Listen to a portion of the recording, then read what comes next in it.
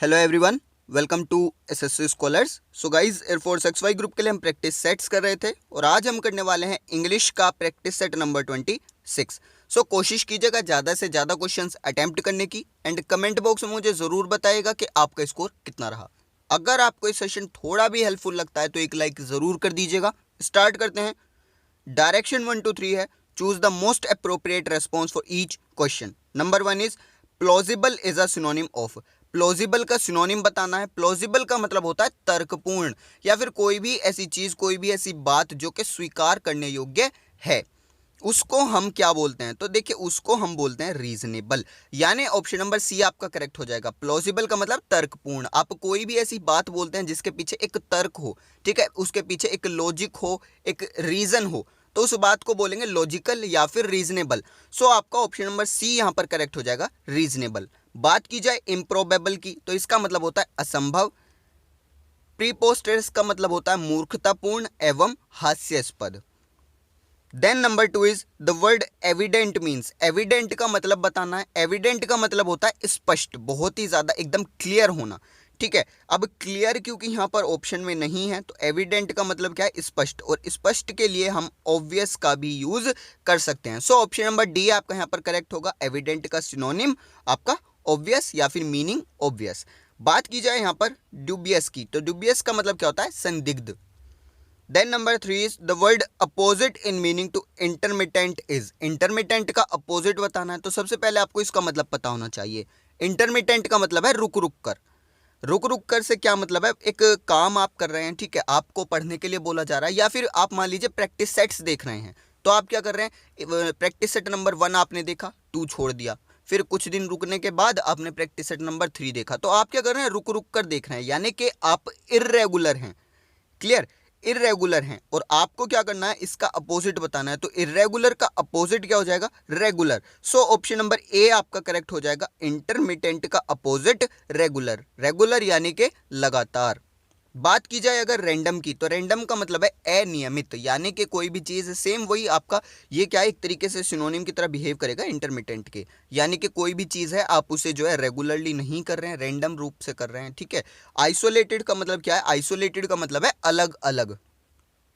Then आपका direction 4 to 5 है, one word substitution. Number 4 is the rule of nobles. यानी कि नोबल्स का मतलब क्या है? देखिए, नोबल्स का मतलब होता है रईस, अमीर वर्ग। तो जो अमीर वर्ग है, जो रईस लोग हैं, उनके द्वारा अगर राज किया जाता है तो उसको क्या बोलते हैं? उसको बोलते हैं एरिस्टोक्रेसी। यानी ऑप्शन नंबर बी आपका करेक्ट होगा। बात की जाए मोनार्की की, तो मोनार्की का मतलब होता है राजतंत्र, यानी कि यहां पर क्या है? राजा का रूल होता है, ठीक है, किंग।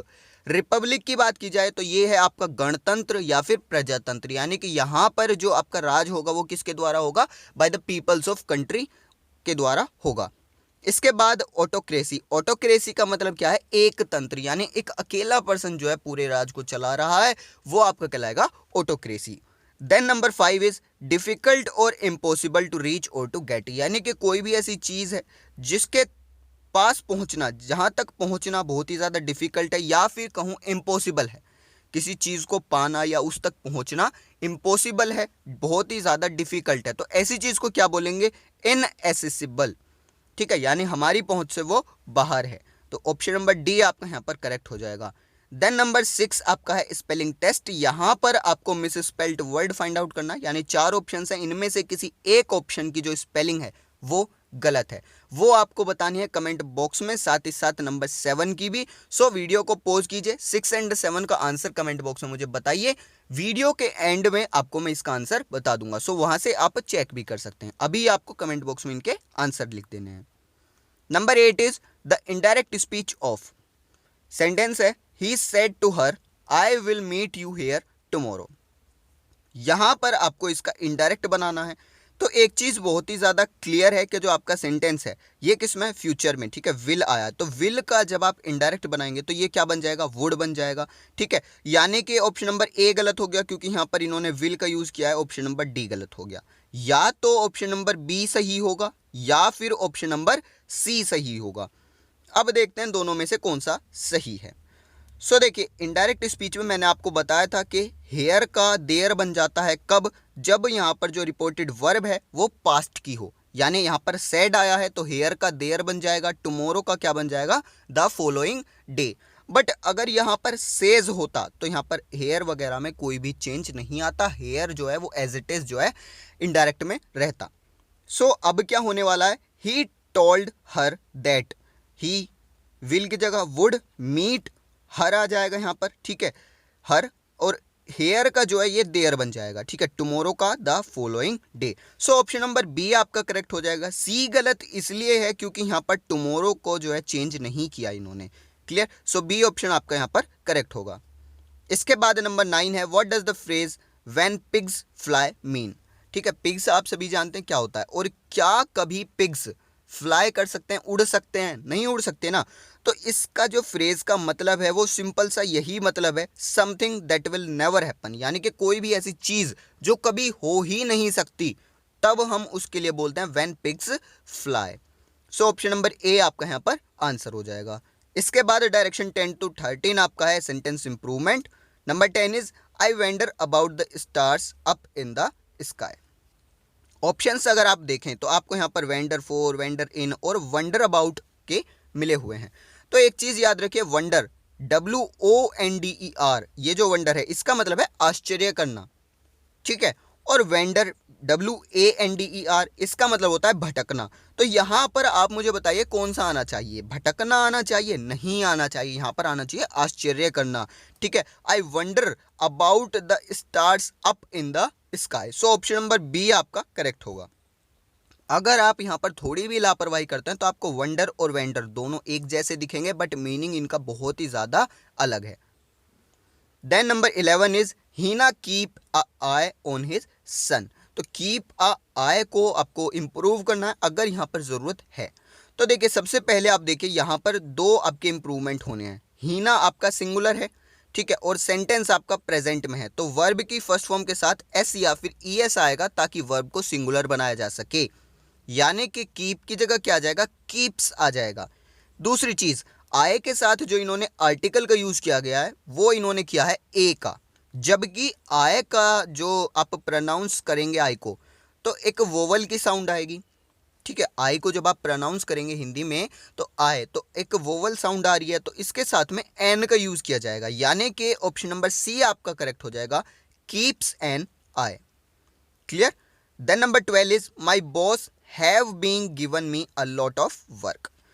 तो यहां पर अगर आप देखें तो देखिए माय बॉस, सबसे पहले माय बॉस क्या है, सिंगुलर है, तो हैव की जगह क्या आना चाहिए, हैज आना चाहिए, ठीक है। तो यहां पर आपका ऑप्शन नंबर सी करेक्ट हो जाएगा, my boss has been given me a lot of work, clear. आप यहां पर देखिए हैव आया हुआ है तो आप वॉज का यूज नहीं कर सकते, ठीक है, वॉज से क्या होगा, आपका जो सेंटेंस है वो पास्ट का बन जाएगा। इज बीइंग का यूज आप नहीं कर सकते क्योंकि देखिए यहां पर क्या है, बीइंग वगैरह आपका आया हुआ है, वर्ब की थर्ड फॉर्म भी आई हुई है, तो इज का यूज यहां पर नहीं होगा, यहां पर आएगा has been given. Then number 13 is the bundle of coins were the only source of information for them. अब यहां पर ऑप्शंस देखिए, ऑप्शन नंबर ए आपका है the bundles of coins were the only source. तो यहां पर जो आपका सब्जेक्ट है वो कैसा है, प्लूरल है, और आपकी वर्ब भी प्लूरल आई है, ठीक है, बिल्कुल करेक्ट। इसके बाद नंबर बी ऑप्शन देखिए, the bundles of coins were the only sources.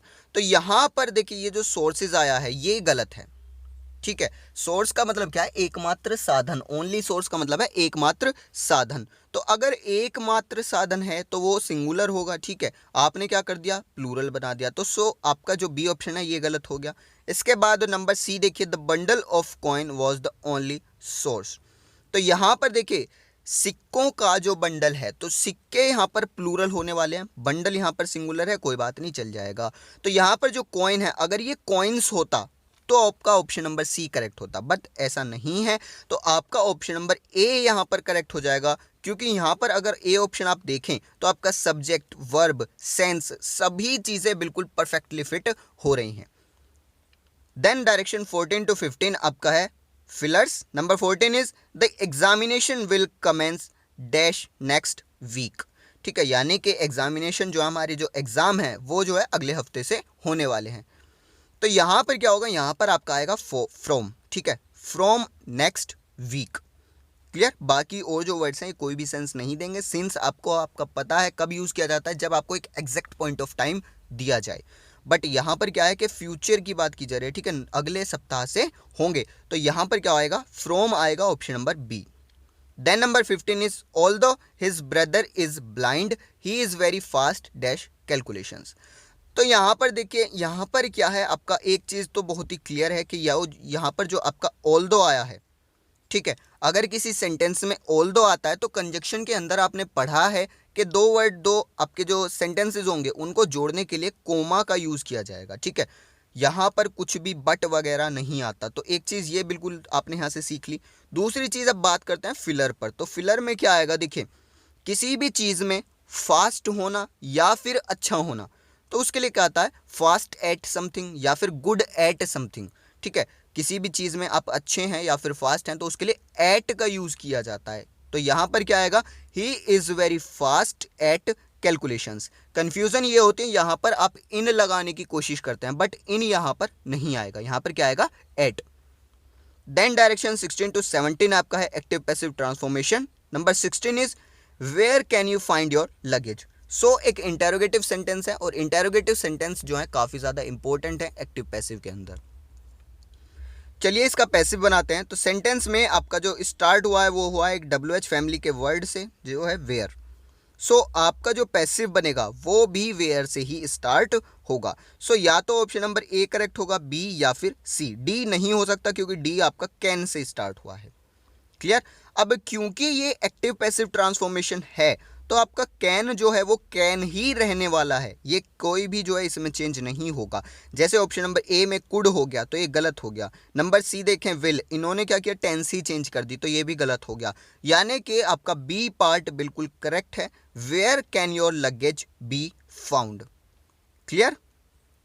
इसके बाद नंबर 17 है where did you send the parcel. तो यहां पर आप देख पा रहे हैं सेंटेंस इंटेरोगेटिव सेंटेंस है और आपका पास्ट टेंस में है, डिड से पता चला WH फैमिली के वर्ड से स्टार्ट हो रहा है, सो आपका पैसिव भी WH फैमिली के वर्ड से स्टार्ट होगा यानी वेयर से स्टार्ट होगा।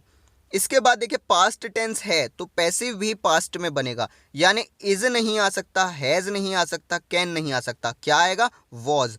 Where was the parcel sent by you. So option number D आपका यहाँ पर करेक्ट हो गया। इसके बाद give the feminine of the given word, आपको फेमिनाइन देना है वर्ड का। वर्ड आपका है शीप यानी कि भेड़।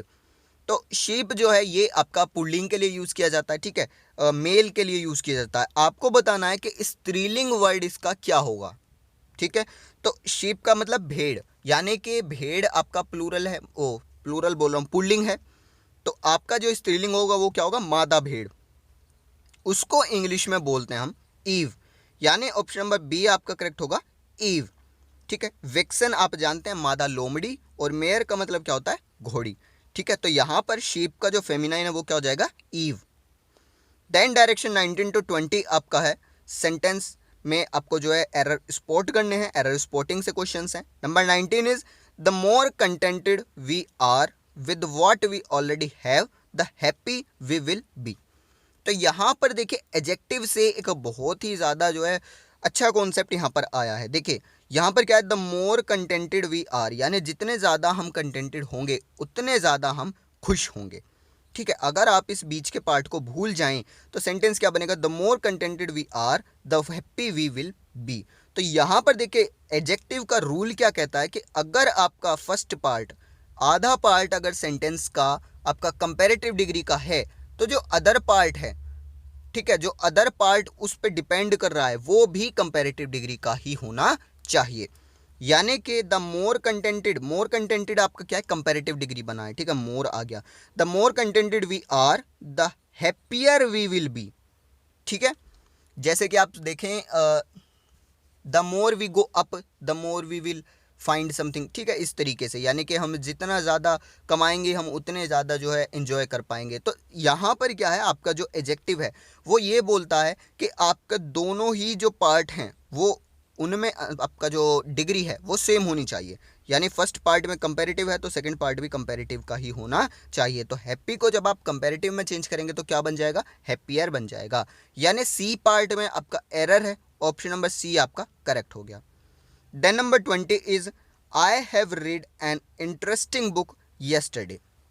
यहाँ पर देखिए एक वर्ड आया है सेंटेंस में येस्टरडे, और इतना ही काफ़ी है सेंटेंस को पहचानने के लिए कि ये कौन से टेंस का है। येस्टरडे का मतलब बहुत ही क्लियर है कि आपका सेंटेंस जो है वो सिंपल पास्ट का है। ठीक है, सिंपल पास्ट का सेंटेंस है, और सिंपल पास्ट में आप जानते हैं वर्ब कैसी यूज़ की जाती है, वर्ब की सेकंड फॉर्म यूज़ की जाती है। जबकि यहाँ पर आपने क्या किया, हैव का यूज़ कर दिया। सो यहाँ पर हैव नहीं आएगा बल्कि रीड की सेकंड फॉर्म आएगी, सिंपल, बाकी कुछ नहीं आएगा, हैव हैज़ कुछ नहीं आएगा। सो ए पार्ट में आपका एरर है, ऑप्शन नंबर ए आपका यहाँ पर करेक्ट हो गया।